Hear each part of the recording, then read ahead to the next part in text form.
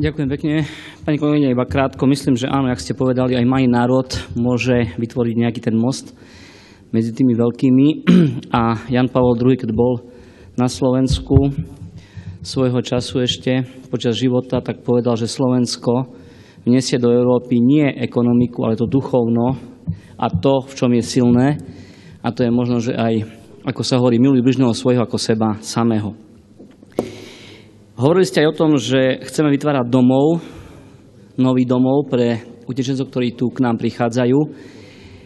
Dám tak na zamyslenie. Jeden Američan sa ma opýtal, že kde ste doma?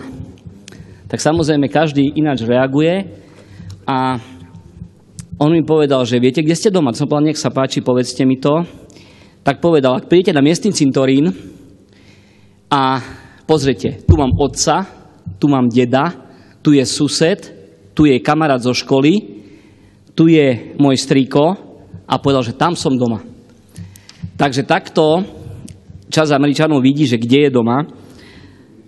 Takže možno trošku na uváženie, že ten domov predsa len asi tam, kde sme vyrástli a kde máme nejaké väzby, kde nás niečo viaže. Myslím si, že my nemáme v krvi kočovný spôsob života Slováci, ako možno, že iné národy a možno aj tie, ktoré momentálne k nám migrujú a vidíme, že nemajú s tým problém ísť a doslova, že osídľovať iné územia. Takže chcem veriť, že to spoločnými silami zvládneme, ale v prvom rade musíme tú našu bezpečnosť nášho národa samozrejme, že chrániť, pretože na to sme tu.